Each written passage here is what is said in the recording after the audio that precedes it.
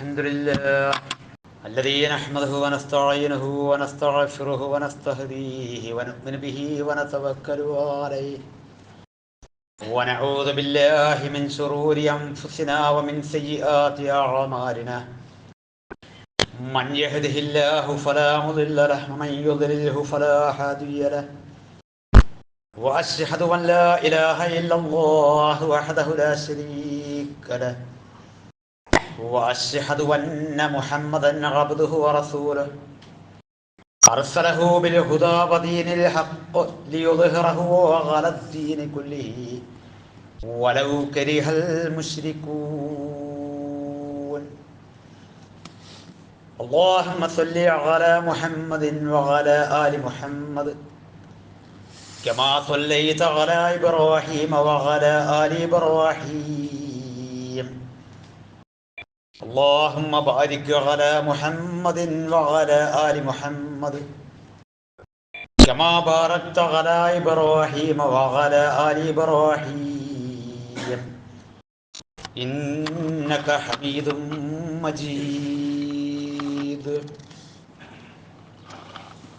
أما بعد فإن خير الحديث كتاب الله وخير الهدي هدي محمد صلى الله عليه وسلم وشر الأمور محدثاتها وكل محدثة بدعة وكل بدعة ضلالة وكل ضلالة في النار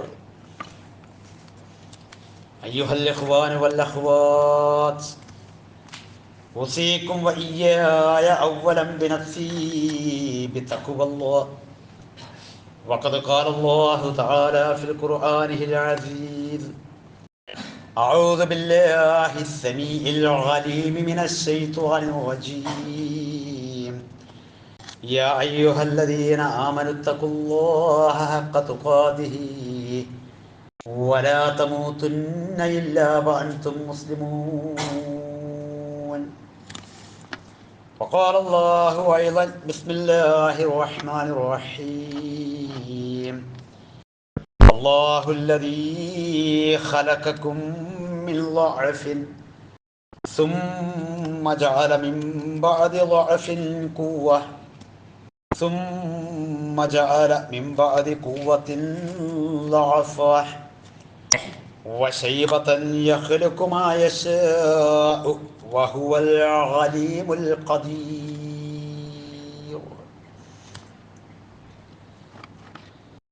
സ്നേഹാദരവുകൾ നിറഞ്ഞ സഹോദരങ്ങളെ, സഹോദരിമാരെ, സത്യവിശ്വാസി വിശ്വാസിനികളെ, അല്ലാഹു സുബ്ഹാനഹു വ തആല നാം ഓരോരുത്തരുടെയും ജീവിതത്തെ എല്ലാ വേളകളിലും അള്ളാഹുവിനെ കുറിച്ചുള്ള തഖ്വാബോധത്തോടുകൂടി ശരിയായ മുത്തഖികളായി നമ്മൾ ഓരോരുത്തരും ജീവിക്കണം എന്ന് ആദ്യമായി സ്വന്തത്തോടും തുടർന്ന് നിങ്ങളെ ഓരോരുത്തരോടും വസിയ്യത്ത് ചെയ്യുകയാണ്, ഉപദേശിക്കുകയാണ്.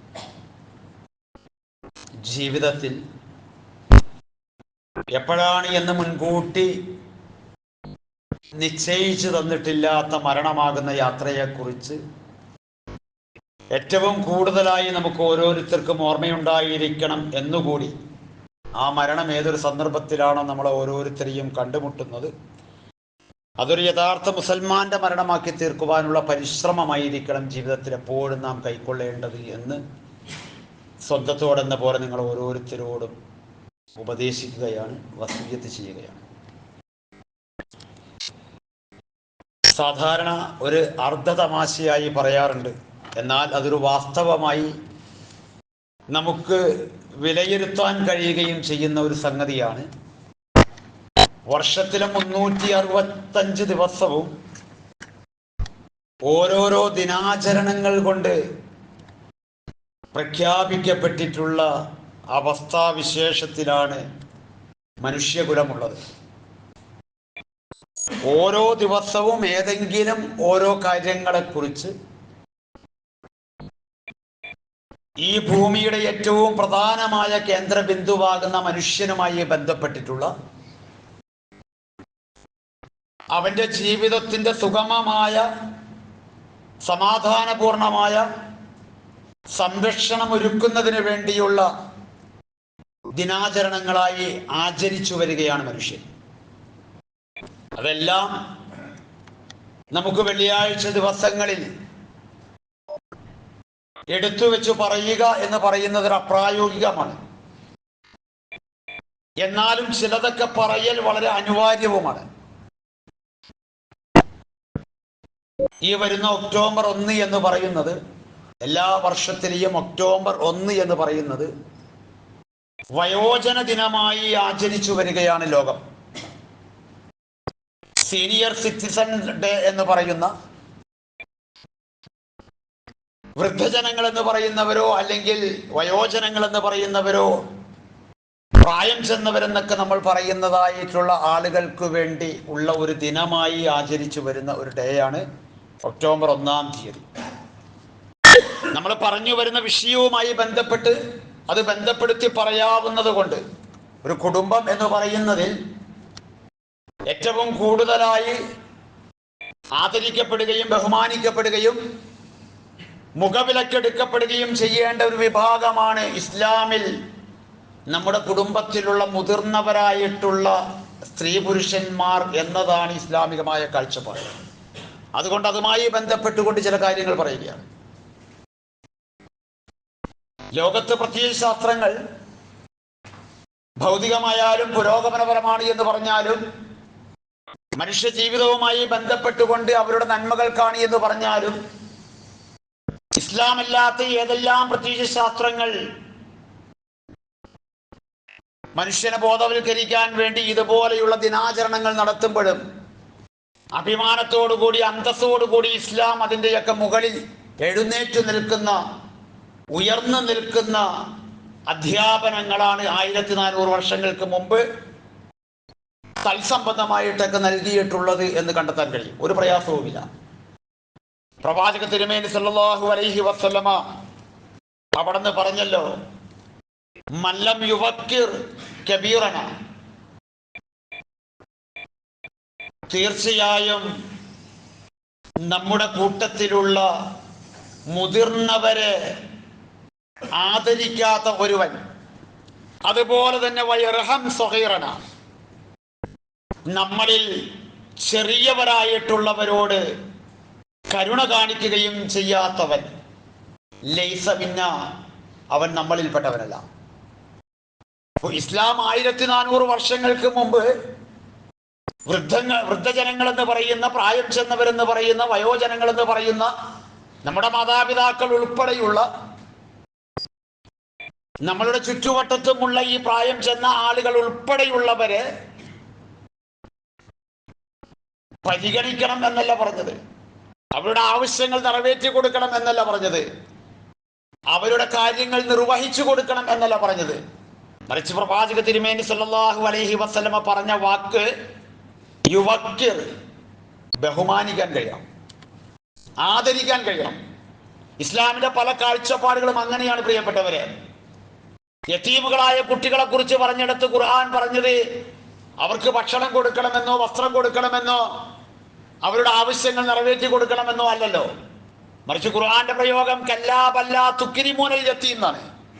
യതീമിനെ ആദരിക്കാൻ പഠിക്കണം എന്നാ പറഞ്ഞത്. അപ്പോ ആ പറയുന്ന വാക്കുകളുടെ ആഴം നമ്മുടെയൊക്കെ ഒരു പുരുഷായുസിരുന്ന് ചിന്തിക്കാൻ മാത്രം വിശാലാർത്ഥത്തിലുള്ള വാക്കുകളാണ് വിശുദ്ധ ഖുർആനിന്റെയും തിരുസുന്നത്തിന്റെയും വാക്കുകളിൽ നമുക്ക് വായിച്ചെടുക്കാൻ കഴിയുക. ഇവിടെ പ്രവാചക തിരുമേനി പറഞ്ഞത് ലൈസ മിന്ന, നമ്മുടെ ഉമ്മത്ത് എന്ന് പറയുന്ന, നമ്മുടെ സൊസൈറ്റി എന്ന് പറയുന്ന, നമ്മൾ ഏതൊരു ഇസ്ലാമിലാണ് എന്ന് പറയുന്നുവോ ആ ഇസ്ലാമിൽ ഉണ്ടാകണമെങ്കിൽ ഇപ്പറയുന്ന കാര്യം വളരെ ശ്രദ്ധിക്കേണ്ടതുണ്ട്. അല്ലെങ്കിൽ നമ്മളിൽപ്പെട്ടവനല്ല. എന്നിട്ടാണ് റസൂൽ പറഞ്ഞത് മല്ലം യുവക്കിർ കബീറന, നമ്മളിൽ മുതിർന്നവരെ നമുക്ക് ബഹുമാനിച്ചാദരിക്കാൻ സാധിക്കണം. അവർക്ക് പ്രായത്തിൻ്റെതായ പ്രയാസങ്ങളുണ്ട് അല്ലെ. ശാസ്ത്രീയമായ പഠനങ്ങൾ പറയുന്നു, പ്രായം കൂടുന്തോറും അവരുടെ ഓർമ്മശക്തി കുറയുകയും ഓർമ്മശക്തി കുറയും തോറും അവരുടെ സദാചാര മൂല്യങ്ങളിൽ വ്യത്യാസം വരികയും ചെയ്യും. സ്വാഭാവികമാണ്. ഓർമ്മശക്തി കുറയുന്നതിനനുസരിച്ച് വെറുതെ ഓർമ്മശക്തി മാത്രമല്ല കുറയുക, അതിനനുസരിച്ച് അവരുടെ സദാചാര മൂല്യങ്ങളിൽ, അവരുടെ സംസാരങ്ങളിൽ, അവരുടെ വർത്തമാനങ്ങളിൽ, അവരുടെ ആവശ്യങ്ങളിൽ അങ്ങനെ അതിന് വ്യത്യാസം സംഭവിച്ചുകൊണ്ടിരിക്കും എന്ന് ആധുനികമായ ശാസ്ത്ര പഠനങ്ങൾ അവരുമായി ബന്ധപ്പെട്ടുകൊണ്ട് അവതരിപ്പിക്കുന്നത് നമുക്ക് വായിക്കാൻ കഴിയും. അങ്ങനെ കുറയുന്നവരെ നമുക്ക് ബഹുമാനിക്കാൻ കഴിയണം. നമ്മൾ സ്വബോധത്തിൻ്റെയും നമ്മൾ ഏറ്റവും നല്ല പ്രായത്തിൻ്റെയും ഏറ്റവും നന്നായി അവരെ പരിചരിക്കുവാനും ആദരിക്കുവാനും ബഹുമാനിക്കുവാനും ഒക്കെ കഴിയുന്ന ഒരു യുവത്വമായി, അല്ലെങ്കിൽ ഒരു മധ്യവയസ്കതയായി എൻ്റെയും നിങ്ങളുടെയും ഒക്കെ യുവത്വവും മധ്യവയസ്കതയും ഒക്കെ മുന്നോട്ട് പോകേണ്ടതുണ്ട് എന്നാണ് ഇസ്ലാം ആ രംഗത്ത് നമ്മളെ പഠിപ്പിക്കുന്നത്. ഈ ആദരവിന്റെ വിഷയം പറയുമ്പോൾ ഒന്നാമതായി നമ്മൾ പറയേണ്ടതും ഒന്നാമതായി ഖുർആൻ നമ്മളെ പഠിപ്പിച്ചതും സംസാരത്തിന്റെ ആദരവാണ്. നന്നായി നമ്മൾ ആലോചിക്കണം. എൻ്റെ വാപ്പാക്ക് ഞാൻ AC വെച്ചു കൊടുത്തില്ലേ? എൻ്റെ ഉമ്മാടെ മുറിയിൽ ഞാൻ എല്ലാ സൗകര്യങ്ങളും ചെയ്തു കൊടുത്തില്ലേ? എൻ്റെ ഉമ്മാക്ക് വേണ്ടി ഞാൻ ചൂടുവെള്ളം പോയി തിരിക്കുമ്പോൾ കിട്ടാവുന്ന സംവിധാനം ഉണ്ടാക്കി കൊടുത്തില്ലേ എന്ന് പറയുന്നിടത്തല്ല. അതൊക്കെ നിന്റെ ബാധ്യതയാണ്. നീ കുഞ്ഞായിരിക്കുമ്പോൾ, നീ ചെറിയ കുട്ടിയായിരിക്കുമ്പോൾ അവർ നിനക്ക് നിർവഹിച്ചതിന്റെ എത്ര കണ്ട് നീ തിരിച്ചു കൊടുത്താലും ഞാൻ തിരിച്ചു കൊടുത്താലും അതിന് പരിഹാരമോ അതിന് പകരമോ ആകില്ല എന്നത് മുസ്ലിം ലോകത്ത് ഇസ്ലാമിനെ കുറിച്ച് പഠിച്ച ഒരൊറ്റ പണ്ഡിതനും അഭിപ്രായത്തില്ല. മാതാപിതാക്കൾക്ക് നമ്മൾ തിരിച്ചു കൊടുത്ത്, നമ്മളെ പോറ്റി വളർത്തിയവർക്ക് നമ്മൾ തിരിച്ചു കൊടുത്തിട്ട് അവരെ അതിന് പകരമാക്കി കളയാമെന്ന് ഏതെങ്കിലും ഒരു മകനോ ഒരു മകളോ അല്ലെങ്കിൽ ഏതെങ്കിലും ഒരു മരുമകനോ മരുമകളോ വിചാരിക്കുന്നുവെങ്കിൽ അത് ഇസ്ലാം പഠിച്ച ഒരാളും അംഗീകരിച്ചിട്ടില്ല. കൃത്യമായി എനിക്ക് പറയാൻ കഴിയും. നമ്മൾ ഏത് പണ്ഡിതന്മാരുടെ, സ്വഹാബ കിറാമ മുതൽ അയിമ്മത്തിന്റെ ഇമാമുകൾ മുതൽ നമ്മൾ ഏത് പണ്ഡിതന്മാരായിട്ടുള്ള ആളുകളും മാതാപിതാക്കളുമായി ബന്ധപ്പെട്ടുകൊണ്ട് അവർ രേഖപ്പെടുത്തി എഴുതി വെച്ചിരിക്കുന്ന വാക്കുകളെ നമ്മൾ എടുത്തു വെച്ച് വായിച്ചാൽ ഒരിക്കലും നമുക്ക് കഴിയുന്ന ഒരു കാര്യമല്ല നമ്മുടെ മാതാപിതാക്കൾ നമുക്ക് ചെയ്തു തന്നതിന് പകരമായി നമുക്ക് അവർക്ക് ചെയ്തു കൊടുക്കാൻ. അത് വേറൊരു വിഷയം, ഞാൻ അവിടേക്ക് പോകുന്നില്ല. ഞാൻ മാതാപിതാക്കളുമായി ബന്ധപ്പെട്ട് മാത്രമല്ല, മറിച്ച് വയോജനങ്ങൾ എന്ന് പറയുന്ന, വൃദ്ധജനങ്ങൾ എന്ന് നമ്മൾ പറയുന്ന, സീനിയർ സിറ്റിസൺ എന്ന് നമ്മൾ പറയുന്ന പ്രായം ചെന്ന ആളുകളോടുള്ള നമ്മുടെ സംസാരമാണ് ഏറ്റവും നന്നായിരിക്കേണ്ടത്. അതാണ് ഏറ്റവും വലിയ ആദരവ്, അതാണ് ഏറ്റവും വലിയ ബഹുമാനം. വളർന്നു വരുന്ന ആധുനിക തലമുറയോട്, ന്യൂജൻ എന്ന് പറയുന്ന പുതിയ തലമുറയോട് നമ്മളിത് പറയേണ്ടി വരുന്നു. അവർക്ക് എങ്ങനെയാണ് ഗുരുനാഥന്മാരോട് പെരുമാറേണ്ടതെന്ന് അറിഞ്ഞൂടാ. അവർക്ക് എങ്ങനെയാണ് മാതാപിതാക്കളോട് സംസാരിക്കേണ്ടതെന്ന് അറിഞ്ഞൂടാ. അവർക്ക് എങ്ങനെയാണ് തന്നേക്കാൾ മുതിർന്നവരായിട്ടുള്ള ആളുകളോട് വർത്തമാനം പറയേണ്ടത് എന്നറിയാത്ത ഒരു കാലത്തും ലോകത്തും വർത്തമാന ചുറ്റുപാടുകളിലുമാണ് നമ്മുടെ മക്കൾ വളർന്നുകൊണ്ടിരിക്കുന്നത്. പക്ഷേ ആ മക്കൾ കൃത്യമായി ഒരു പക്ഷേ നമ്മളെക്കാൾ നന്നായി വിവാദത്തെടുക്കുന്നവരുണ്ടാകും. നമ്മളെക്കാൾ നന്നായി ദീനിയായ വിഷയങ്ങളെ പരതുകയും അന്വേഷിക്കുകയും പഠിക്കുകയും അവര് അതിൻ്റെതായ സൈറ്റുകളിൽ പോയിരുന്ന് കൃത്യമായ ധാരണകൾ ഉണ്ടാക്കുന്നവരായിരിക്കും.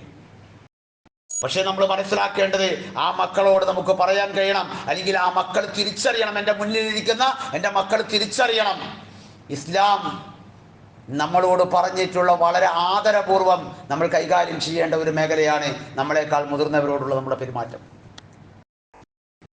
അത് ഏറ്റവും പ്രഥമമായി നിൽക്കുന്നത്, ഏറ്റവും പ്രധാനമായി നിൽക്കുന്നത് നമ്മുടെ സംസാരം തന്നെയാണ്.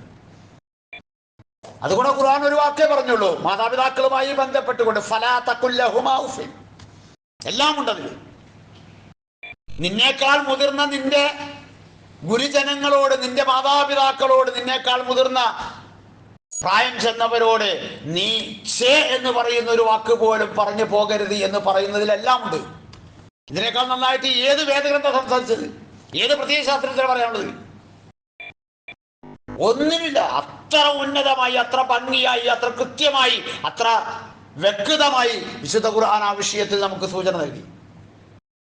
നിന്റെ സംസാരം എന്ന് പറയുന്നത് അവർക്ക് ഒരു വേദനയുണ്ടാക്കുന്ന, വിഷമമുണ്ടാക്കുന്ന, പ്രയാസമുണ്ടാക്കുന്ന, അവരുടെ മനസ്സിൽ എന്തെങ്കിലും നിലയിലുള്ളൊരു കോറിയിടൽ അവരുടെ മനസ്സിലേക്ക് വരുന്ന രൂപത്തിലുള്ള ഒരു വാക്ക് പോലും നിന്നിൽ നിന്നുണ്ടാകാൻ പാടില്ല എന്ന് ഖുർആൻ പറഞ്ഞതിലെല്ലാം ഉണ്ട്. ഞാനത് വിശദീകരിക്കുന്നില്ല. ഇനി നിങ്ങൾ ആലോചിച്ച് നോക്ക്, ഖുർആൻ എല്ലാം അല്ലേ നമുക്കറിയാം. നമ്മൾ പലപ്പോഴും പറയാറുണ്ട് പഴുത്തല കൊഴിയുമ്പോൾ പച്ചയില ചിരിക്കണ്ട. ഇതാണ് എന്റെയും ഇന്ന് വാർദ്ധക്യത്തിൽ നിൽക്കുന്നവരുടെയും ജീവിത ചുറ്റുപാടി എന്ന് പറയുന്നത്. നമ്മൾ പഴുത്തുകൊണ്ടിരിക്കുകയാണ്. അപ്പൊ കൊഴിയാനായി നിൽക്കുന്ന പഴുത്തലയെ നമ്മൾ പച്ചിലയാകുന്ന ആളുകൾ നോക്കി പരിഹസിച്ചോ, അവരെ നമ്മൾ വില വെക്കാതെയോ, അവരെ നമ്മൾ പരിഗണിക്കാതെയോ, അവരെ ആദരിച്ച് ബഹുമാനിക്കാതെയോ ഒരിക്കലും നമ്മൾ മുന്നോട്ട് പോകേണ്ട. നാളെ നമ്മളും പഴുക്കാനുള്ളതാണ് എന്ന വലിയ പാഠം ഓർമ്മയിൽ വെച്ചുകൊണ്ടാണ് വിശുദ്ധ ഖുർആൻ ആ വിഷയത്തെ നമുക്ക് പഠിപ്പിച്ചത്. നെഹ്നു ഖുർആൻ ഞാൻ ഓതി വെച്ച ആയത്തിൽ അല്ലാഹു തആല വളരെ കൃത്യമായി പറഞ്ഞു, അല്ലാഹുല്ലദീ ഖലഖകും, അല്ലാഹു നിങ്ങളെ പടച്ചു. നിങ്ങളെ പടച്ചവൻ അല്ലയാണ്, സൃഷ്ടിച്ചവൻ അല്ലയാണ്. എങ്ങനെയാണ് അവൻ പടച്ചത്? മിൻ ലഅഫിൻ, വളരെ ദുർബലാവസ്ഥയിൽ നിന്ന്. ഹൽ അതാ അലൽ ഇൻസാനി ഹീൻ മിൻ അദ്ദഹർ എന്നൊക്കെ ഖുർആൻ ചോദിച്ചില്ലേ? എന്താണ് എന്ന് പോലും പ്രസ്താവിക്കപ്പെടാൻ പറ്റാത്ത ഒരു കാലത്തിൽ നിന്ന് നിന്റെ പിതാവിന്റെ മുതുകിലേക്ക് കോടാനുകോടിയുണ്ട് എന്ന് പറയുന്ന നിന്റെ ബീജഗണങ്ങളിൽ നിന്ന് ഒരു ബീജഗണം, ഏറ്റവും ദുർബലമായ ഒരു ബീജഗണമാകുന്ന ആ ദുർബലതയിൽ നിന്നാണ് അള്ളാഹു നിന്നെ പടച്ചത്. എന്നിട്ട് അള്ളാഹു തആല വീണ്ടും പറയുന്നത്, സുമ്മ ജഅല മിൻ ബഅദി ളഅഫിൻ ഖുവ, അങ്ങനെ പടച്ച നിനക്ക് പിന്നീട് അള്ളാഹു തആല എല്ലാവിധ ശക്തിയും നൽകി, എല്ലാവിധ കരുത്തും നൽകി. ഇരുകാലിൽ എഴുന്നേറ്റ് നിന്ന് നിന്റെ നട്ടെല്ല് നിവർത്തിപ്പിടിച്ച് നിന്റെ തല ഉയർത്തിപ്പിടിച്ച് നീ ആരടാ എന്ന് ചോദിക്കാൻ പറ്റുന്ന രൂപത്തിൽ അല്ലാഹു തആല നിനക്ക് ഖുവത്ത് നൽകി. അത് അല്ലാഹു നൽകിയതാ. നഹ്നു ഖലഖനാഹും വശദദനാ അസ്റഹും വഇദാ ശിഅനാ ബദൽനാ അംസാലഹും തബ്ദീല. വിശുദ്ധ ഖുർആനിലെ 76-ാമത്തെ അധ്യായത്തിന്റെ 28-ാമത്തെ വചനത്തിൽ പറഞ്ഞു, നഹ്നു ഖലഖനാഹും, നാമാണ് അവരെ പഠിച്ചത്. വശദദനാ അസ്റഹും, അവരുടെ പേശികൾക്ക് എല്ലാവിധത്തിലുമുള്ള ശക്തി നാമാണ് നൽകിയത്. നമ്മുടെ പ്രായത്തിലുള്ള പലരും ബെഡിൽ നിന്ന് എഴുന്നേക്കാൻ പറ്റാതെ കിടപ്പുണ്ട്. ഒരു നെർവ് വീക്കായതിന്റെ പേരിൽ തലച്ചോറിലേക്ക് പോകുന്ന, അല്ലെങ്കിൽ നമ്മുടെ പമ്പിങ് നടക്കേണ്ട എവിടെയോ ഒരു ചെറിയ ദുർബലത അല്ലാഹു തആല തീരുമാനിച്ചാൽ വീണു പോകുന്നത് മാത്രമാണ് ഈ ജീവിതം. നീണ്ടു നിവർന്ന് സ്ട്രെച്ചറിന്റെ മുകളിലോ അല്ലെങ്കിൽ ബെഡിന്റെ മുകളിലോ കിടന്ന് കിടപ്പാൽ കഴിഞ്ഞു പോകാൻ മാത്രമേ ഉള്ളൂ. നിനക്ക് നാമാണ് നിന്റെ പേശികൾക്ക് ബലം നൽകിയത്. വഇദാ ശിഅനാ ബദൽനാ അംസാലഹും തബ്ദീല, നാം ഉദ്ദേശിച്ചാൽ നിന്നെ പോക്കി വേറൊരു വിഭാഗത്തെ കൊണ്ടുവരാൻ നമുക്ക് പ്രയാസമില്ല. നിന്നെ പോലെ തന്നെ വേറൊന്നിനെ കൊണ്ടുവരാൻ, വേറൊരു വിഭാഗത്തെ കൊണ്ടുവരാൻ, വേറൊരു സമൂഹത്തെ കൊണ്ടുവരാൻ നമുക്ക് പ്രയാസമില്ല. ഇത് നമ്മൾ ഓർക്കണം. അപ്പോ അല്ലാഹു തആല നമ്മളെ പഠിച്ചത് വളരെ ദുർബലാവസ്ഥയിൽ നിന്ന് വളരെ ശക്തിമത്തായ ഒരു അവസ്ഥയിലേക്ക് അല്ലാഹു തആല നമ്മളെ പഠിച്ചിട്ട് വീണ്ടും അല്ലാഹു തആല പറഞ്ഞു, സുമ്മ ജഅല മിൻ ബഅദി ഖുവ്വത്തിൻ ളഅഫ, ഇനി നിന്റെ ഈ ബലം നശിച്ച് നീ വീണ്ടും ദുർബലാവസ്ഥയിലേക്ക് പോകും. അതാണ് വാർദ്ധക്യം. ശൈശവമാകുന്ന ദുർബലാവസ്ഥയിൽ നിന്ന് യുവത്വവും മധ്യവയസ്കതയുമാകുന്ന ബലത്തിന്റെ കാലഘട്ടത്തിൽ നിന്ന് വീണ്ടും നീ ദുർബലാവസ്ഥയിലേക്ക് മടക്കപ്പെടും. അതാണ് വാർദ്ധക്യം എന്ന് പറയുന്നത്. ഇത് നമ്മുടെ സൃഷ്ടിപ്പാണ്, നമ്മുടെ തീരുമാനമാണ്. എന്നിട്ട് അല്ലാഹു തആല ആയത്ത് അവസാനിപ്പിക്കുന്നതിന് മുമ്പ് പറഞ്ഞു, വശൈബ, നിനക്ക് നിരകൾ വരും. നിന്റെ മുടി നരക്കും. ഒരു പക്ഷെ നിങ്ങൾ ചോദിച്ചേക്കാം, പ്രിയപ്പെട്ടവരെ, മഹാനായ പ്രവാചക തിരുമേനി സല്ലല്ലാഹു അലൈഹി വസല്ലമയെ സ്നേഹിക്കുന്നു എന്ന് പറയുന്ന നമ്മൾ എവിടെ നിൽക്കുന്നു, പ്രവാചകനെ സ്നേഹിച്ച സ്വഹാബ എവിടെ നിൽക്കുന്നു എന്നതിന് ചെറിയൊരു ഉദാഹരണം ഞാൻ പറഞ്ഞുതരാം.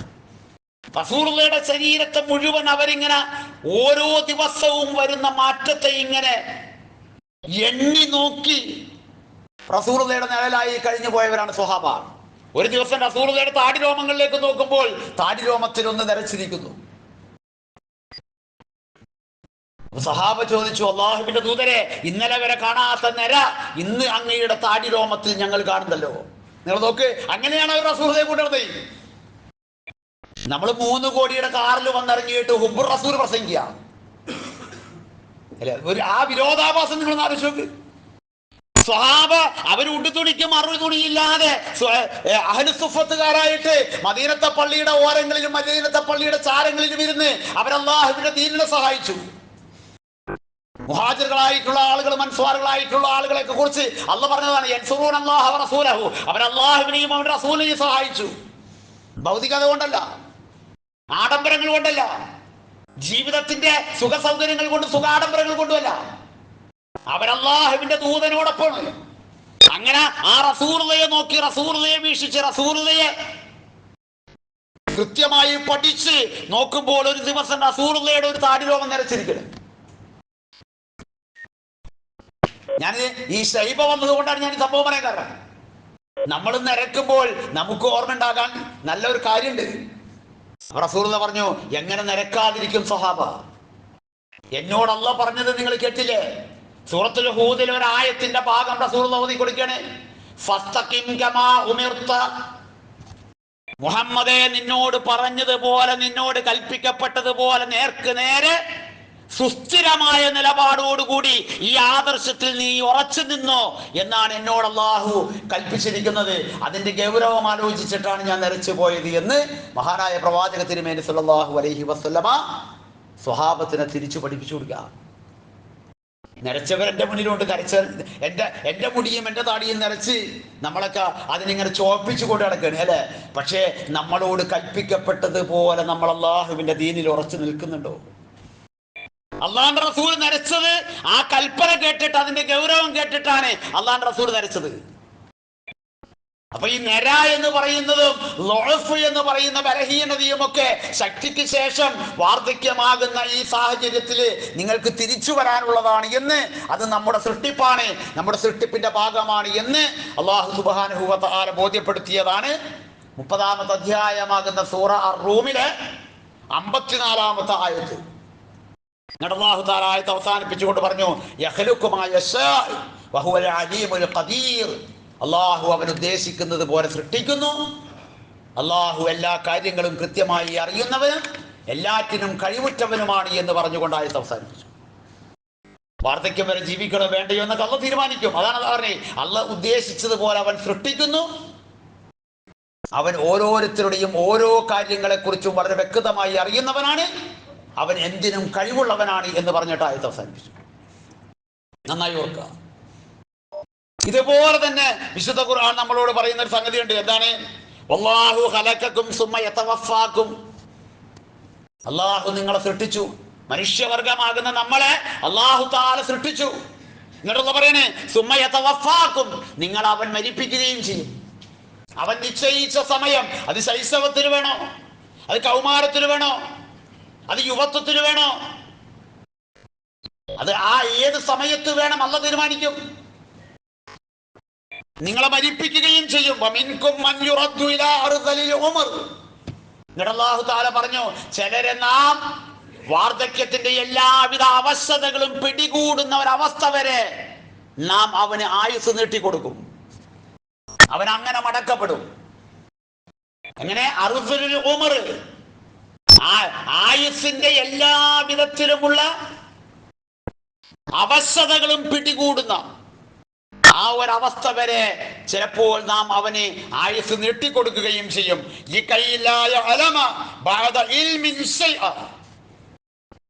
എല്ലാം അറിഞ്ഞതിന് ശേഷം ഒന്നും അറിയാതിരിക്കുന്ന ഒരുവനായി അവൻ മാറാൻ വേണ്ടി ഖുർആന്റെ പ്രയോഗമുണ്ട്. എല്ലാം അറിഞ്ഞതിന് ശേഷം വലിയ സയന്റിസ്റ്റ് ആയിരുന്നു, വലിയ ഡോക്ടറായിരുന്നു, വലിയ എഞ്ചിനീയർ ആയിരുന്നു. അവൻ ജോലി ചെയ്തിരുന്ന കാലത്ത് അവനെ തേടി വന്നിരിക്കുന്ന അംഗീകാരങ്ങളും എമ്പാടുമാണ്. പക്ഷെ ഇന്ന് അവനൊന്നും അറിഞ്ഞൂടാ. അവന് മുണ്ടെടുക്കാൻ അറിഞ്ഞൂടാ, അവന് ഭക്ഷണം കഴിക്കാൻ അറിഞ്ഞൂടാ, അവന് പാങ്കെന്താണെന്ന് അറിഞ്ഞൂടാ. വാർദ്ധക്യത്തിലേക്ക് എത്തിയപ്പോൾ അവന്റെ ഓർമ്മ പോയി, അവന്റെ കഴിവ് പോയി, അവന്റെ ശക്തി പോയി, അവനൊന്നും അറിയാത്തവനെ പോലെയായി. അല്ല പറയാ, എല്ലാം അറിയാവുന്ന, എല്ലാം അറിഞ്ഞിരുന്ന ഒരുവനെ ഒന്നും അറിയാത്ത ഒരവസ്ഥയിലേക്ക് മടക്കി കൊണ്ടുപോകാൻ നാം തീരുമാനിച്ച് വാർദ്ധക്യത്തിന്റെ എല്ലാവിധ അവസ്ഥകളിലേക്കും നാം അവനെ ആയുസ്സിനെ നീട്ടിക്കൊടുത്തു കൊണ്ടുപോവുക എന്നതും അള്ളാഹുവിന്റെ സൃഷ്ടിപ്പിന്റെ ഭാഗമാണ് എന്ന് പറഞ്ഞിട്ട് ആ ആയത്തും അള്ളാഹു തആല അവസാനിപ്പിച്ചത് ഇന്നല്ലാഹ അലീമുൻ ഖദീർ.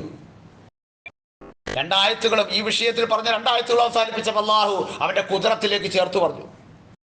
അള്ളാഹു തആലയുടെ ഇൽമിയത്തും അതുപോലെ തന്നെ അള്ളാഹുവിന്റെ കുദറത്തും അവന്റെ തഖ്ദീറിലേക്കും ചേർത്തിട്ടാണ് അള്ളാഹു തആല പറഞ്ഞത്. നിങ്ങൾ എന്ത് ചെയ്യുന്നു എന്ന് അള്ളാഹു കൃത്യമായി അറിയുന്നു, നിങ്ങൾ എല്ലാറ്റിനും കഴിവുള്ള ഒരുവനാണ് അള്ളാഹു തആല എന്ന് പറഞ്ഞുകൊണ്ട് അള്ളാഹു തആല ആയത്ത് അവസാനിപ്പിച്ചത് സൂറത്തുൻ നഹ്ൽ 16-ാമത്തെ അധ്യായത്തിന്റെ 70-ാമത്തെ വചനത്തിലാണ്. പ്രിയപ്പെട്ടവരെ, നമുക്ക് കാണാൻ കഴിയാം. അപ്പോൾ വാർദ്ധക്യം എന്ന് പറയുന്നത്, വയോജനങ്ങൾ എന്ന് പറയുന്നത് നമ്മുടെ സ്വർഗ്ഗ. അവരെ ബഹുമാനിക്കുക, അവരെ ആദരിക്കുക, അവരെ പരിഗണിക്കുക, അവർക്ക് ചെവി കൊടുക്കുക, അവരെ സംസാരിപ്പിക്കുക. പലരെയും നമ്മൾ പറയാറുണ്ട് അൽഷിമേഴ്സിലേക്ക് പോയി, പലരെയും നമ്മൾ പറയാറുണ്ട് സംസാരിക്കാൻ ആരുമില്ലാത്തത് കൊണ്ട് സംസാരിക്കാതിരുന്നിട്ട് അവസാനം സംസാരിക്കാൻ മറന്നുപോയ രക്ഷകർത്താക്കളുണ്ട് ഈ സമൂഹത്തിൽ എന്ന് പറഞ്ഞാൽ നിങ്ങൾ വിശ്വസിക്കുമെന്ന് എനിക്കറിയില്ല. പക്ഷെ എന്റെ അനുഭവത്തിലുണ്ട്. മക്കളില്ലടുത്ത്, മക്കളൊക്കെ വിദേശങ്ങളിലാണ്. ഭാര്യയും ഭർത്താവും മാത്രമുള്ള വീട്ടില് പരസ്പരം അവരെന്ത് സംസാരിക്കാനെന്ന മട്ടിൽ ഇങ്ങനെ മുഖത്തോട് മുഖം നോക്കിയിരുന്ന് സംസാരിക്കാതായി അവസാനം സംസാരിക്കാൻ കഴിയാത്തൊരവസ്ഥയിലേക്ക് വീണ്ടും സ്പീച്ച് തെറാപ്പി എടുക്കേണ്ട ഒരു അവസ്ഥയിലേക്കൊക്കെ പോകുന്ന ഒരു കാലഘട്ടത്തിൽ വിശുദ്ധ ഖുർആൻ നമ്മളോട് പറയണേ, അയൽപക്കത്ത് പ്രായം ചെന്നവരുണ്ടാ, ഒന്ന് പരിഗണിക്കുക. കുടുംബത്തിൽ പ്രായം ചെന്നവരുണ്ടാ, ഒന്ന് സന്ദർശിക്കുക. നമ്മൾ തിരക്കാണ് പറയുന്നത്, നമ്മുടെ സ്വർഗമാണ് നമ്മൾ അവരെ എത്ര കണ്ട് ആദരിക്കുകയും എത്ര കണ്ട് നമ്മൾ അവരെ പരിഗണിക്കുകയും എത്ര കണ്ട് നമ്മൾ അവരെ ബഹുമാനിക്കുകയും എത്ര കണ്ട് നമ്മൾ അവരെ ചേർത്ത് പിടിക്കുകയും ചെയ്യുന്നുവോ അത്ര കണ്ട് അല്ലാഹു തആല നമ്മളെ പരിഗണിച്ചുകൊണ്ടിരിക്കും. അവരുടെ പ്രാർത്ഥന എങ്ങാനും പോയി മുട്ടിയ പ്രശ്നമുണ്ടാ, ഞാൻ വെറുതെ പറയില്ല. ഇതൊക്കെ ചരിത്രത്തിലും ഹദീസിന്റെ ഗ്രന്ഥങ്ങളിൽ നമുക്ക് തെളിവുണ്ട്. മഹാനായ സഅദ് ബിൻ അബീ വഖാസ് റളിയല്ലാഹു അൻഹു ഗവർണറായിരിക്കുന്ന നാട്ടിലെ ഉമർ ഇബ്നുൽ ഖത്താബ് റളിയല്ലാഹു അൻഹുവിന്റെ കാലഘട്ടത്തില് പ്രജകളുടെ വിവരം അറിയാൻ വേണ്ടി വന്നതാ. ഖലീഫയുടെ ദൂതൻ ഓരോ നാട്ടിലുമുള്ള ആമിലുമാര്, ഗവർണർമാര് അവരുടെ പ്രജകളോട് എങ്ങനെ പെരുമാറുന്നു, എങ്ങനെ വർത്തിക്കുന്നു, എങ്ങനെയൊക്കെ കാര്യങ്ങൾ നിർവഹിക്കുന്നു എന്നറിയാൻ വേണ്ടി വന്നതാ. അങ്ങനെ ബാഗ്ദാദിലെ വലിയ പള്ളിയില് ഒരു വഖത്ത് നമസ്കാരം കഴിഞ്ഞപ്പോൾ പ്രതിനിധി എഴുന്നേറ്റ് നിന്ന് ചോദിച്ചു, നിങ്ങളുടെ ഗവർണറെ കുറിച്ച് എന്താ അഭിപ്രായം? അപ്പൊ ഒരാൾ കൂട്ടത്തിൽ നിന്ന് എഴുന്നേറ്റ് നിന്നിട്ട് എന്നാണ് ആ ഹദീസിൽ വന്ന വാക്ക്. ഒന്ന് ആളാകാൻ വേണ്ടിയും ഒന്ന് ആരാണ് എഴുന്നേറ്റിരിക്കുന്നതെന്ന് എല്ലാവരും നോക്കുമല്ലോ, ആരാണ് പറയുന്നത്. അങ്ങനെ ഒരു പ്രശസ്തിക്ക് വേണ്ടിയും ഒരാൾ എഴുന്നേറ്റ് നിന്നിട്ട് വെറുതെ 3 ആരോപണങ്ങളോട് പറഞ്ഞു. വെറുതെ ഗവർണർക്ക് ഇല്ലാത്ത 3 ആരോപണങ്ങളോട് പറഞ്ഞു. മഹാനായ സഅദ് റളിയല്ലാഹു അൻഹു അവിടെ നിന്ന് എഴുന്നേറ്റിട്ട് പറഞ്ഞു, അല്ലാഹുവേ, ഈ പറഞ്ഞ മനുഷ്യൻ അവൻ പ്രശസ്തിക്കും പേരിനും വേണ്ടിയാണ് പറഞ്ഞതെങ്കിൽ അവന്റെ ജീവിതം അതീവ ദുഷ്കരമാക്കുന്ന രൂപത്തിൽ അതീവ ദാരിദ്ര്യം കൊണ്ടും അതിനേക്കാളേറെ പ്രായം കൊണ്ടും അങ്ങേയറ്റത്തെ അറുതലിൽ ഉമർ പ്രായാധിക്യം കൊണ്ടുള്ള അവശതകൾ കൊണ്ടും ഒപ്പം അയാളുടെ ജീവിതത്തിൽ പരമദാരിദ്ര്യം കൊണ്ടും നീ അങ്ങയെ പരീക്ഷിക്കണേ എന്ന് മഹാനായ സഅദ് റളിയല്ലാഹു അൻഹു മുകളിലേക്ക് കൈ ഉയർത്തിയിട്ട് അല്ലാഹുവിനോട് ദുആണ്. ആ മനുഷ്യൻ പിന്നീട് പറയുന്നുണ്ട്, സഅദിന്റെ പ്രാർത്ഥനയുടെ ഫലമാണ് ഞാൻ ഇത് അനുഭവിച്ചു കൊണ്ടിരിക്കുന്നത് എന്ന് അമ്മനുഷ്യൻ തന്നെ പറയുന്നത് ഹദീസിൽ നമുക്ക് വയ്ക്കാം. സ്വഹാബയുമായി ബന്ധപ്പെട്ടതാണ്, ഹദീസിന്റെ ഗ്രന്ഥങ്ങളിലുണ്ട്, ആസാറുകളാണ്. ഇതുപോലെ ആരുടെയെങ്കിലൊക്കെ പ്രാർത്ഥന മുട്ടിപ്പോയാല് നമ്മൾ ചേർത്ത് പിടിക്കേണ്ട, നമ്മൾ കാത്തുപിടിക്കേണ്ട, നമ്മൾ പോയി സന്ദർശിക്കേണ്ട, നമ്മളായിട്ട് സഹായിക്കേണ്ട, നമ്മളായിട്ട് ഇരുന്ന് കേൾക്കേണ്ട ഏതെങ്കിലും വാർദ്ധക്യത്തിലേക്ക് എത്തിയ സഹോദരങ്ങളെ നമ്മൾ അവഗണിക്കുകയും അവരുടെ മനസ്സ് നൊന്ത് ഒരു പ്രാർത്ഥന മുകളിലേക്ക് പോയാൽ ഒരു പക്ഷേ ജീവിതത്തിൽ നമുക്ക് അനുഭവിച്ചു തീർക്കാൻ വളരെ പ്രയാസകരമാകുന്ന ഒരവസ്ഥ വിശേഷം അല്ലാഹുവിന്റെ അരികിൽ നിന്ന് മുട്ടിക്കൂടായില്ല. അങ്ങനെ വന്നുമുട്ടിയ ചരിത്രം ഇസ്ലാമിക ചരിത്രങ്ങളിൽ നമുക്ക് വായിക്കാൻ കഴിയും.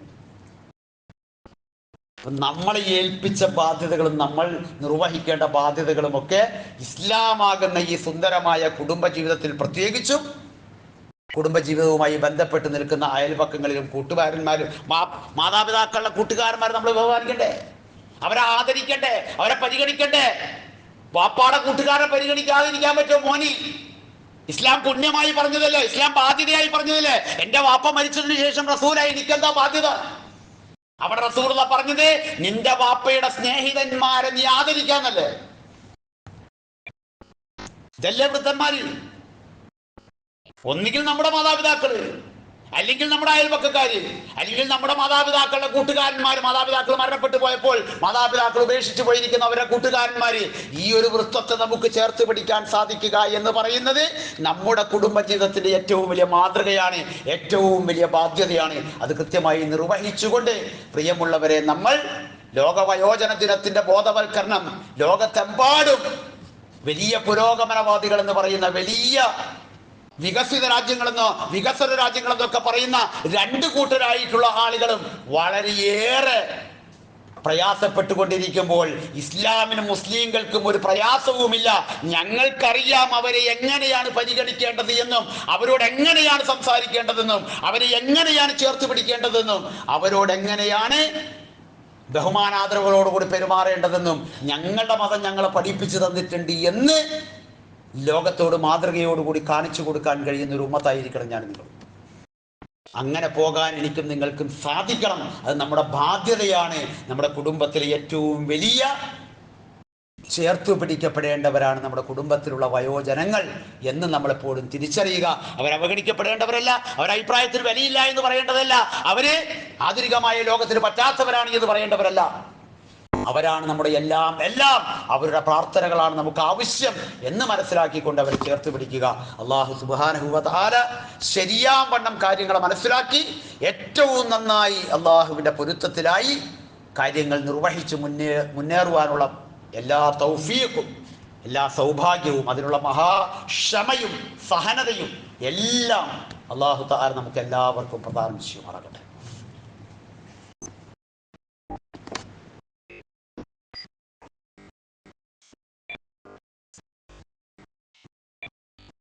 الحمدلله الذي أنعم علينا بالإيمان وهدانا إلى دين الإسلام. اللهم صل وسلم على نبينا محمد وعلى آله وأصحابه وسلم. أما بعد اتقوا الله عباد الله. സ്നേഹാദരവുകൾ നിറഞ്ഞ സഹോദരങ്ങളെ, സഹോദരിമാരെ, ഒരിക്കൽ കൂടി അള്ളാഹുവിൻ്റെ കൽപ്പനകളും അവൻ്റെ നിർദ്ദേശങ്ങളും ശരിയാം വണ്ണം പാലിച്ചും യഥാവിധി അത് തഖ്വാബോധത്തോടു കൂടി സൂക്ഷിച്ചും നമ്മൾ ഓരോരുത്തരും ജീവിച്ച് നമ്മുടെ മരണത്തെ കണ്ടുമുട്ടണം എന്ന് ആദ്യമായി ഈ സ്വന്തത്തോടും തുടർന്ന് നിങ്ങൾ ഓരോരുത്തരോടും വസിയ്യത്ത് ചെയ്യുകയാണ്, ഉപദേശിക്കുകയാണ്. വയോജനങ്ങളാകുന്ന ആളുകൾ ഏറ്റവും കൂടുതൽ പ്രയാസപ്പെടുന്നത് സമൂഹത്തിൽ എന്തെല്ലാം കാരണങ്ങൾ കൊണ്ടാണോ ആ കാരണങ്ങളെ മുഴുവൻ നിഷിദ്ധമാക്കിയ ഒരു മതമാണ് ഇസ്ലാം. നമ്മൾ വായിക്കുന്ന, നമ്മൾ കാണുന്ന, നമ്മൾ കേൾക്കുന്ന മുഴുവൻ വാർത്താമാധ്യമങ്ങളും സ്വന്തം അമ്മയായാലും സ്വന്തം അച്ഛനായാലും അല്ലെങ്കിൽ മാതാപിതാക്കളാകുന്നവർ ഉൾപ്പെടെയുള്ളവർ വധിക്കപ്പെടുന്നത്, കൊല്ലപ്പെടുന്നത് എല്ലാം മദ്യവും മയക്കുമരുന്നുമായി ബന്ധപ്പെട്ടിട്ടുള്ള അഡിഷന് വിധേയമായിട്ടാണ്. ഇതൊക്കെ ഇസ്ലാം വിരോധിച്ചു. അവർക്ക് സ്വസ്ഥത കെടുത്തുന്ന, അവർക്ക് സമാധാനം നഷ്ടപ്പെടുന്ന, അവരെ ആദരിക്കാൻ മറന്നു പോകുന്ന എന്തെല്ലാം കാര്യങ്ങളുണ്ടോ അതെല്ലാം ഇസ്ലാമിൽ നിഷിദ്ധമാണ്. ഇസ്ലാം അതുകൊണ്ട് തന്നെ ആ വിഷയങ്ങളിലൊക്കെ അവരുടെ സുരക്ഷിതവും സമാധാനവും നിലനിൽക്കേണ്ടതാണ്. അതിന് വിപരീതമായി മനുഷ്യൻ സ്വബോധം നഷ്ടപ്പെടുന്ന എല്ലാറ്റിനെയും ഇസ്ലാം ഈ ലോകത്ത് നിരോധിക്കുകയും അത് ഹറാമാക്കുകയും അതൊക്കെ ഉപേക്ഷിച്ചുകൊണ്ടാണ് നമ്മൾ മുന്നോട്ട് പോകേണ്ടത് എന്ന് പഠിപ്പിക്കുകയും ചെയ്തിട്ടുണ്ട് എന്ന് നമുക്ക് എല്ലാവർക്കും അറിയാം. ഞാനത് ഓർമ്മപ്പെടുത്തിയെന്ന് മാത്രം. ഇനി നമുക്കെന്താണ് ചെയ്യാനുള്ളത്? ബാദിറൂബിൽ അഅമാലി സബ്അ, റസൂലുള്ളാഹി സ്വല്ലല്ലാഹു അലൈഹി വസല്ലം പറയുന്നത് അമൽ സ്വാലിഹാത്തുകളുമായിട്ട് മുന്നേറണം. എന്നിട്ട് അവിടെ റസൂലുള്ളാ പറഞ്ഞത് 7 അവസ്ഥകൾ വരുന്നതിന് മുമ്പ് നമുക്കുള്ള 7 അവസ്ഥകൾ നമ്മൾ ഉപയോഗപ്പെടുത്തണം. അതിലൊരു കാര്യം എന്താണ്? അത് ഔ ഹറമൻ മുഫന്നിദ, പിച്ചും പേയും പറയുന്ന വാർദ്ധക്യം. പിച്ചും പേയും പറയുന്ന, എന്താണ് ഞാൻ പറയുന്നത് എന്ന് പറയുന്ന ആൾക്ക് അറിയാൻ പോലും പാടില്ലാത്തതായിട്ടുള്ള വർത്തമാനങ്ങൾ പറയുന്ന വാർദ്ധക്യം നിനക്ക് വരും എന്ന് നീ മനസ്സിലാക്കിയിട്ടും, അങ്ങനെ വരാനുണ്ട് എന്നുള്ളത് നീ ആലോചിച്ചിട്ടും നിന്റെ യുവത്വ കാലഘട്ടം നീ ഉപയോഗപ്പെടുത്തുക. അതാണ് റസൂൽ പറഞ്ഞത്. അപ്പൊ പ്രായത്തിലേക്ക് നമ്മൾ കൂടുതൽ അടുക്കും തോറും എന്താണ് വർദ്ധിക്കേണ്ടത് എന്ന് ചോദിച്ചാൽ ഉത്തരം അമൽ സ്വാലിഹാത്താണ്. വർദ്ധിക്കുന്നുണ്ടോ എന്ന് ഞാൻ ആരോടും ചോദിക്കുന്നില്ല, ഞാൻ എന്നോട് ചോദിക്കാം. വാർദ്ധക്യത്തിലേക്ക്, റിട്ടയർമെന്റിന് ശേഷമുള്ള ലൈഫിലേക്ക്, ഇത് റിട്ടയർമെന്റിന് വലിയ പ്രായമാണെന്നൊക്കെ ചോദിച്ചേക്കും, അല്ലായിരിക്കാം. പക്ഷേ നമ്മളിങ്ങനെ എന്തായാലും റസൂൽ പറഞ്ഞില്ല, ഇന്ന അഅ്മാറ ഉമ്മത്തി ബൈന സിത്തീന വസബഈൻ, എൻ്റെ ഉമ്മത്തിൻ്റെ കാലാവധി എന്ന് പറയുന്നത് അത് ഭൂരിപക്ഷവും 60-ൻ്റെയും 70-ൻ്റെയും ഇടയിലാണ് എന്ന് പറയുന്ന ആ ഒരു കാലാവധിയിലേക്കൊക്കെ നമ്മളിങ്ങനെ നടന്നെടുക്കുമ്പോൾ നമ്മൾ മറുവശമായി ചിന്തിക്കേണ്ടത് അമൽ സ്വാലിഹാത്തുകളെ കുറിച്ചായിരിക്കണം എന്നുകൂടി സാന്ദർഭികമായി നിങ്ങൾ ഉണർത്തുന്നു. അല്ലാഹു തആല നമ്മൾ അനുഗ്രഹിക്കുമാറാകട്ടെ. പ്രിയമുള്ളവർ, വളരെ പ്രധാനപ്പെട്ട ഒരു കാര്യം എല്ലാവരുടെയും ശ്രദ്ധയിൽപ്പെടുത്തുകയാണ്. വലിയ ഒരു മഹാമാരിയാകുന്ന കോവിഡ് നമ്മളിൽ നിന്ന് വന്ന് കടന്നു പോയി. അതിൻ്റെ പല വകഭേദങ്ങളും ഇപ്പോഴും അവിടെ നിന്നും ഇവിടെ നിന്നും ഒക്കെ റിപ്പോർട്ട് ചെയ്യപ്പെടുന്നു മെഡിക്കൽ ഡിപ്പാർട്ട്മെൻറ്റുകളിൽ നിന്ന്. അതുകൊണ്ട് ഏതെങ്കിലും നിലക്ക് ശാരീരികമായ വല്ല അസ്വസ്ഥതകളും ഉള്ളവർ പള്ളിയിലേക്കൊക്കെ വരുമ്പോൾ നമ്മൾ പരമാവധി കെയർ ചെയ്തിട്ട് വരിക. ആരെങ്കിലും വരുന്നു എന്നുള്ള അർത്ഥത്തിലല്ല, വല്ല ജലദോഷമോ വല്ല ചെറിയ പനിയോ അതുപോലെയുള്ള എന്തെങ്കിലുമൊക്കെ ഉണ്ടെങ്കിൽ പരമാവധി മാസ്കൊക്കെ ധരിച്ച് നമ്മൾ പള്ളിയിലേക്ക് വരിക. മറ്റുള്ളവർക്ക് പ്രയാസം ഉണ്ടാകാതെയും വലിയ ബുദ്ധിമുട്ടുകൾ ആർക്കും ഉണ്ടാകാതിരിക്കാനുമൊക്കെ സ്വന്തമായി നമ്മൾ അതിൻ്റെ സുരക്ഷിതത്വങ്ങൾ സ്വീകരിക്കാൻ സാന്ദർഭികമായി ഉണർത്തുന്നു. അല്ലാഹു സുബ്ഹാനഹു വ തആല എല്ലാവിധ പ്രയാസങ്ങളിൽ നിന്നും നമ്മളെ എല്ലാവരെയും കാക്കുമാറാകട്ടെ. നമ്മുടെ എല്ലാവരുടെയും കൃത്യമായ ബാധ്യതകൾ അള്ളാഹുവിന് പൊരുത്തപ്പെട്ട നിലയിൽ നിഷ്കളങ്കമായ നിയ്യത്തോടുകൂടി നിർവഹിച്ച് അള്ളാഹുവിൻ്റെ പൊരുത്തത്തിലായി മരണപ്പെട്ട് അവൻ്റെ അനുഗ്രഹീതരായ അംബിയാ മുർസലുകളും സിദ്ദീഖുകളും ശുഹദാക്കളും സ്വാലിഹീങ്ങളുമുള്ള യഥാർത്ഥരായ ഔലിയാക്കളോടൊപ്പം ചെന്നു ചേരാനുള്ള മഹാസൗഭാഗ്യം നമുക്ക് എല്ലാവർക്കും അള്ളാഹു തആല പ്രദാനം ചെയ്യുമാറാകട്ടെ. നമ്മുടെ പ്രിയപ്പെട്ട മാതാപിതാക്കൾ, അവരാണ് നമ്മുടെ ഏറ്റവും വലിയ ഒരു മുതൽക്കൂട്ട്.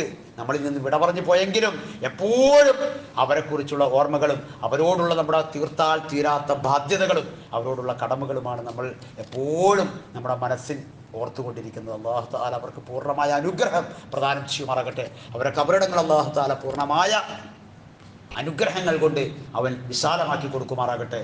അല്ലാഹു തആല ജീവിച്ചിരിക്കുന്ന മാതാപിതാക്കൾക്ക് എല്ലാവിധ ആഫിയത്തും സിഹത്തും പ്രദാനം ചെയ്യുമാറാകട്ടെ. ആ മാതാപിതാക്കളുടെ മക്കളാകുന്ന നമുക്ക് അവർക്ക് വേണ്ട എല്ലാ കാര്യങ്ങളും ക്ഷമയോടെ സഹനതയോടെ ചെയ്തു കൊടുക്കാനുള്ള എല്ലാവിധ തൗഫീഖും പ്രദാനം ചെയ്യുമാറാകട്ടെ. നമ്മുടെ ഏറ്റവും വലിയ പ്രതീക്ഷ നമ്മുടെ സന്താനങ്ങളിലാണ്. ആ സന്താനങ്ങൾ എപ്പോഴും ഈ ദീനിനെ മുറുകെ പിടിക്കുന്നവരും ഈ ദീനിൽ അടിയുറച്ചു നിൽക്കുന്നവരും അങ്ങനെ നമുക്ക് വേണ്ടിയൊക്കെ ദുആ ചെയ്യുന്ന മക്കളായി, സന്താനങ്ങളായി, സന്താന തലമുറകളായി നമ്മുടെ തലമുറയെ അല്ലാഹു തആല എന്നെന്നും നിലനിർത്തി തരുമാറാകട്ടെ. അല്ലാഹുമ്മ ഇന്നാ നതവക്കലു അലാ കുല്ലി ഹാലിനാ വഅലാ കുല്ലി ഉമൂരിനാ ലാ ഹൗല വലാ ഖുവത ഇല്ലാ ബില്ലാഹ് അലൈക തവക്കൽനാ വഇലൈക നുനീബ്. അല്ലാഹുമ്മ വസ്ലിൽ മുഅ്മിനീന വൽ മുഅ്മിനാത്ത് വൽ മുസ്ലിമീന വൽ മുസ്ലിമാത്ത് വൽ അഹ്യാഇ മിൻഹും വൽ അംവാത്ത് ഇന്നക മുജീബു ദഅവാതി യാ ഖാദിയൽ ഹാജാത്ത്. അല്ലാഹുമ്മ അജ്ർനാ മിനൻ നാർ. അല്ലാഹുമ്മ അഇസ്സൽ ഇസ്ലാമ വൽ മുസ്ലിമീൻ وأذل الشرك والمشركين توفنا مسلمين والحقنا بالصالحين. ربنا تقبل دعاءنا وأعمالنا منا إنك أنت السميع العليم. ربنا آتنا في الدنيا حسنة وفي الآخرة حسنة وقنا عذاب النار.